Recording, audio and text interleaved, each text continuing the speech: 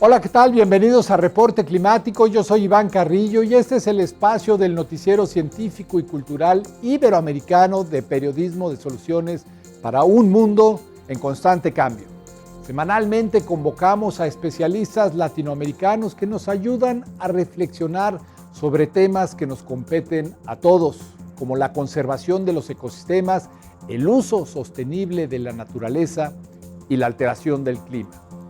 Esta vez toca hablar de política, es decir, el conjunto de intervenciones que no solo buscan reducir las emisiones de los gases que calientan a la Tierra, sino también prepararnos para los efectos irreversibles del cambio climático. ¿Cómo se diseñan tales rutas? ¿Quiénes participan en su creación? ¿Qué es lo que puede aportar la ciudadanía? Marco Antonio Heredia Fragoso, experto en política y legislación ambiental y climática, estará conversando con nosotros para responder a todas estas dudas. Pero antes de ir con él, los invito a que hagamos un recorrido por el planeta y lo más actual acerca del clima global. Comenzamos.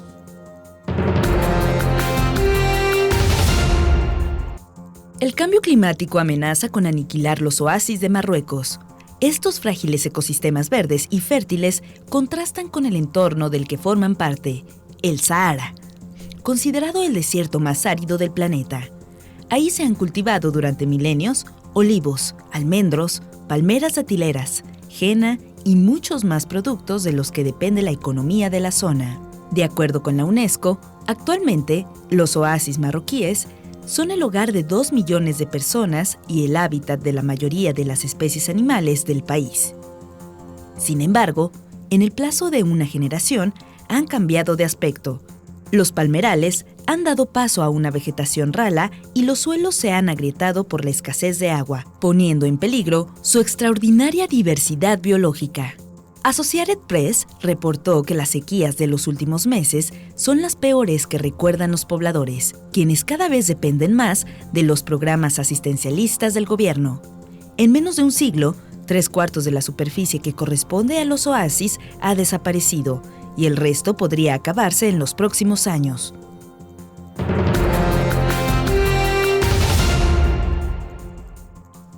En el primer trimestre de 2023, la Comisión Europea podría lanzar un nuevo plan de acción para proteger y restaurar los ecosistemas marinos, asegurando así una pesca sostenible y resiliente.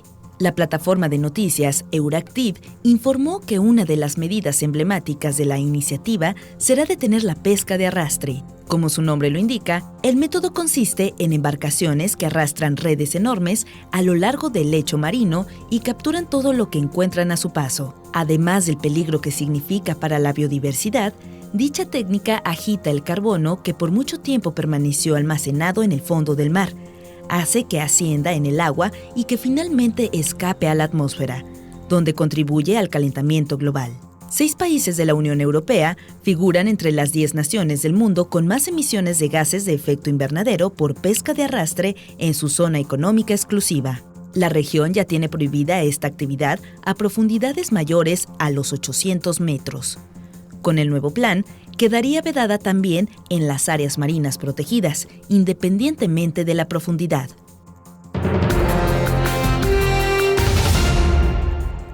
La diversidad genética es la materia prima que permite que las poblaciones se adapten a las alteraciones en el medio ambiente. Cuanta más variedad existe, mayores posibilidades hay de sobrevivir. Bajo esta premisa, científicos de la Flinders University descubrieron que la cruza de especies diferentes podría ayudar a que las más vulnerables al cambio climático adopten y exploten las cualidades de aquellas que son más aptas a las temperaturas crecientes. Tal proceso es conocido como hibridación. En el noreste de Australia, los investigadores notaron que especies de peces de tierras altas adaptadas al frío se han hibridado con especies de tierras bajas adaptadas al calor, y su descendencia muestra una vulnerabilidad menor a los climas futuros. El hallazgo se publicó en Nature Climate Change y representa una buena noticia para la biodiversidad, según sus autores, pues indica que la mezcla genética es una herramienta importante de conservación que puede contribuir al rescate evolutivo natural de especies amenazadas por el calentamiento global. La Organización de las Naciones Unidas ha alertado que en los últimos tiempos, 4 indicadores clave del cambio climático rompieron récords. Hablamos de las concentraciones de gases de efecto invernadero, el aumento del nivel del mar, el calor de los océanos y la acidificación de estas grandes masas de agua. Nuestra dependencia de la energía generada a partir de la quema de combustibles fósiles es indiscutiblemente la principal causa de la crisis. E igual de clara es la salida. Necesitamos una transición energética urgente. Por fortuna, las tecnologías de energía renovable, como la eólica y la solar, están disponibles y son cada vez más baratas.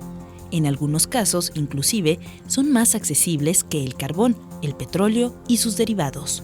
Hay 5 grandes maneras de impulsar la transición energética. En primer lugar, está hacer de la tecnología de energías renovables un bien público mundial al alcance de todos y no solo de los países ricos.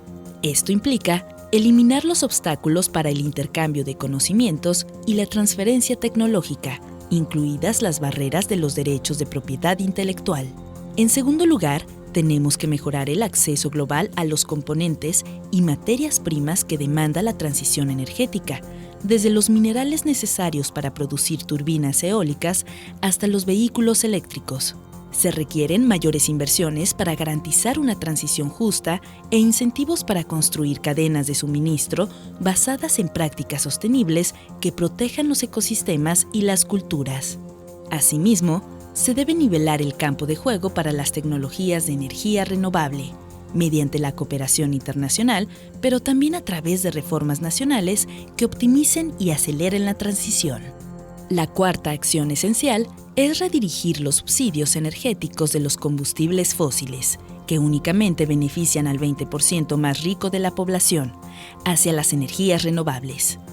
El cambio no solo reducirá las emisiones, sino que también contribuye al crecimiento económico sostenible, la creación de empleo, una mejor salud pública y más igualdad.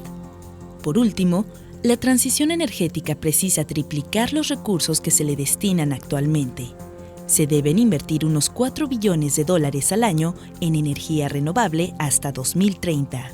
Esto es menos de lo que se invierte en combustibles fósiles y nos permitiría alcanzar la meta de emisiones netas cero en 2050 para frenar el calentamiento del planeta. Los países progresan en estas 5 rutas a ritmos distintos, y para garantizar que el avance sea irreversible, es fundamental arraigar la transición en las prácticas económicas, políticas y sociales. A menudo pensamos en cambio climático simplemente como variaciones a largo plazo en la temperatura, la lluvia y otros componentes del clima. Desde el punto de vista físico, esto es correcto y significa que sus causas pueden ser naturales. Sin embargo, el cambio climático que hoy por hoy experimentamos es antropogénico. Ocurre desde los años 1800 por la quema de combustibles fósiles y sus consecuencias van más allá de una marca en el termómetro. De repente uno habla de cambio climático como si todo mundo supiera qué es cambio climático, pero la verdad es que cambio climático tiene que ver con un sinfín de temas, tiene que ver con el desarrollo, tiene que ver con la alimentación, tiene que ver con la agricultura, con la energía, no se diga, y desde luego con la forma en cómo nos desarrollamos como sociedad, cómo nos organizamos, cómo establecemos ciudades, cómo tenemos una relación, una vinculación con los sistemas de producción primarios, la agricultura, la ganadería, las actividades pesca, acuacultura, etc. El cambio climático es un asunto ambiental, claro, pero cumple con todos los rasgos para considerarlo una crisis humanitaria y una catástrofe social. Es capaz de devastar la salud de comunidades enteras, la economía mundial y la seguridad de las naciones, haciendo del mundo un lugar más peligroso para vivir y ampliando la brecha entre ricos y pobres. Parece como si cambio climático estuviera en una nube de palabras donde todas están mezcladas, donde habla uno de desarrollo, habla uno de política, habla uno de las metas de desarrollo al 2030, habla uno de política pública específica climática, y la verdad es que cambio climático tiene que ver con todo esto. O sea, te hacía el símil de la nube de palabras. Efectivamente, todo eso está mezclado en cambio climático, y la labor justamente de la política pública es poder organizar todas estas diferentes categorías. La primera misión de quienes hacen política climática es analizar dichos elementos, organizarlos y asignarles un grado de prioridad. Hacer una estrategia de atención para dar justamente en el foco. Y ahí es donde creo que están los bemoles que pueden surgir, porque pues cambio climático efectivamente tiene que ver con el desarrollo, tiene que ver con los derechos humanos, tiene que ver con las personas, propiedades, posesiones, con lo que comemos, tiene que ver con nuestros residuos también, en el sentido de que cómo se generan, se manejan los residuos sólidos urbanos, por ejemplo, de una comunidad, de una ciudad. Todo eso tiene implicaciones en cambio climático, las cuales se manifiestan en dos esferas principales, el ámbito nacional y el internacional. Dentro de la nacional también hay diferentes esferas de responsabilidad estatales, locales, es decir, municipales y federales. Entonces tenemos que organizar todo este conjunto de temas para, en las discusiones internacionales, pues tener una posición sólida, entendida, acordada, sobre todo consciente de qué es lo que se está promoviendo, cuáles son las acciones que se están impulsando en una agenda climática global, pero que responda a las necesidades de lo local y que salga al mundo como planteamientos fuertes, objetivos y transparentes. Marco Antonio Heredia Fragoso nos cuenta más sobre esa cualidad. Sí, este es un tema fundamental, el tema de la transparencia, de la claridad, de la objetividad. Si no hay transparencia, no podemos hablar de avances. Si no hay una alineación de acciones a criterios de cambio climático, pues podemos hablar de cualquier otra cosa, pero no hablamos de cambio climático, que a veces los compromisos salen inesperadamente y dice uno, ¿y cómo llegaron a ese compromiso si no lo hemos discutido, verdad? Históricamente, las políticas para abordar el cambio climático han sido difíciles de implementar. Según la Organización para la Cooperación y el Desarrollo Económicos, los países están de acuerdo en que se trata de un problema importante, pero la voluntad de ajustar sus estilos de vida es muy limitada. Todo el entramado de la política climática tiene que ser muy dinámico, tiene que estar muy bien engrasada esta maquinaria para poder llevar pues compromisos sustantivos, compromisos reales y sobre todo compromisos que se vayan cumpliendo en el tiempo. Estos, a su vez, deben estar necesariamente anclados a dos tipos de acciones, las de adaptación al cambio climático y las que tienen que ver con su mitigación. Son las absorciones. Y tenemos que hablar de adaptación. Y la adaptación no es algo, es un concepto elaborado, incluye desde luego la exposición a determinados fenómenos, ya sea de ocurrencia repentina o de ocurrencia a lo largo del tiempo. Tenemos que hablar de la sensibilidad, de cómo las comunidades son sensibles a determinados fenómenos, y tenemos que hablar de las capacidades con las que cuentan estas comunidades para hacerle frente a estos fenómenos. De tal manera que no es lo mismo una comunidad indígena en la sierra que una ciudad que tiene todos los elementos para poder recuperarse rápido de un fenómeno hidrometeorológico extremo, repentino, etc.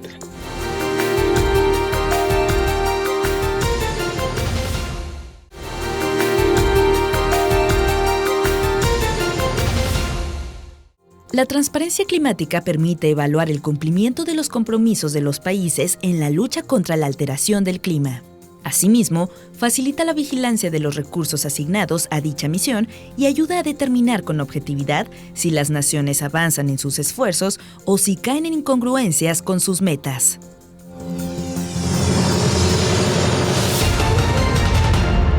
Marco Antonio Heredia Fragoso considera que el paso inicial rumbo a una política climática efectiva es tener claros los conceptos de adaptación y mitigación.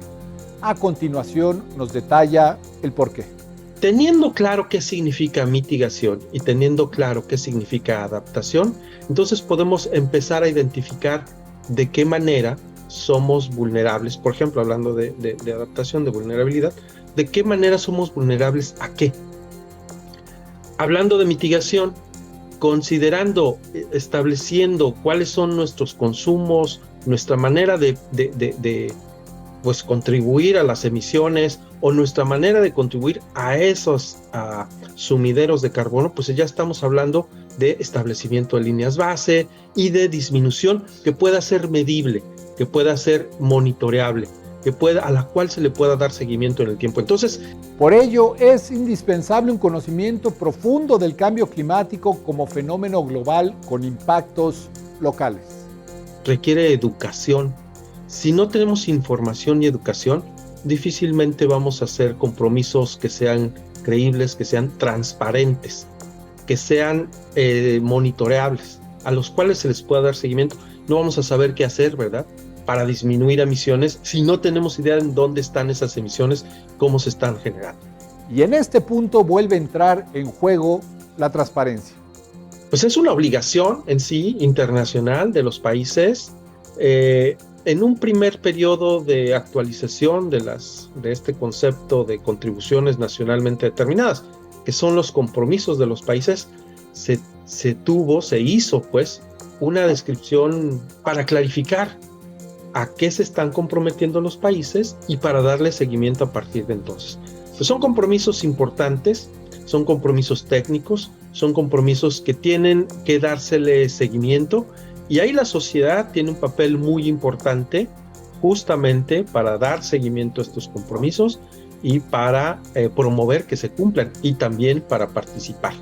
Por ejemplo, un tema que demanda particularmente nuestra atención es el financiamiento climático.